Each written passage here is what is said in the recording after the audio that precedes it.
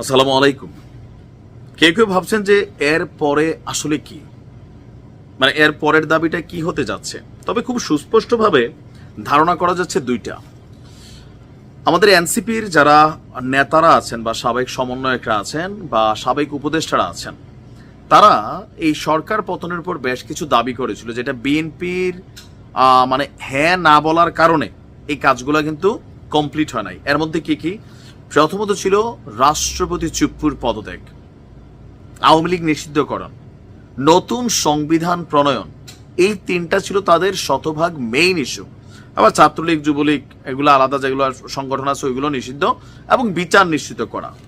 তো বিচারের বিষয়টা লম্বা চূড়া, ট্রাইব্যুনাল গঠন হয়েছে, সেখানে অনেক কিছু চলছে। তারপর আওয়ামী লীগ নিষিদ্ধকরণের ইস্যুতে মিনিমাম লেভেলে তারা একটা অ্যান্সার পাইছে। এইবার আসলে কি, রাষ্ট্রপতি চুপ্পুর পদত্যাগ নাকি সংবিধান?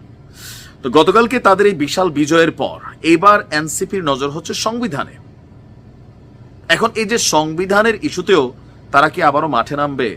আবারও কি যমুনা, শাহবাগ আরো বিভিন্ন জায়গা ব্লকেড কর্মসূচি এরকম দিবে? আবার কি ডক্টর ইউনূস সরকার এবার সংবিধান পরিবর্তনের জন্য রাজি হয়ে যাবেন? দর্শক, নতুন সংবিধান প্রণয়ন ছাড়া নতুন বাংলাদেশ গড়ে তোলার প্রয়োজন নেই। এই কথা কে বলছে? জাতীয় নাগরিক পার্টির যিনি প্রধান দায়িত্বে আছেন, নাহিদ ইসলাম। এই কথাগুলো এখন আর হালকা নেওয়ার সুযোগ নাই। তারা যে চাইলে যে কোনো ভাবে একটা পরিস্থিতি তৈরি করতে পারে এবং সরকারকে বাধ্য করতে পারে, এটা কিন্তু প্রমাণিত হয়ে গেছে। তবে আওয়ামী লীগের ইস্যুগুলো অনেক সোজা, এর বাহিরের ইস্যুগুলো একটু কঠিন। আজকে আমার রাজধানীর মাতৃভাষা ইনস্টিটিউটে রাষ্ট্রের গণতান্ত্রিক কাঠামো সংস্কারে নাগরিক উদ্যোগ, নাগরিক কোয়ালিশন আয়োজিত সংবিধান সংস্কারে নাগরিক জোটের 7 প্রস্তাব শীর্ষক একটা আলোচনা সভা হয়েছে। সেখানে নাহিদ বলছেন যে বিগত সময়ের সংবিধান মানবাধিকার রক্ষা করতে ব্যর্থ হয়েছে।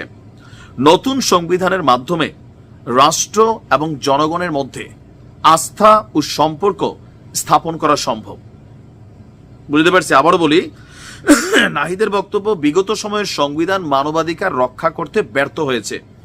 নতুন সংবিধানের মাধ্যমে, মানে পুরনো সংবিধান এটা চলবে না, এইটার মাধ্যমে একমাত্র রাষ্ট্র এবং জনগণের মধ্যে আস্থা ও যেই সম্পর্ক সেটা স্থাপন করা যাবে। তার বক্তব্য, আমাদের মৌলিক সংস্কারের দিকে এগুতে হবে।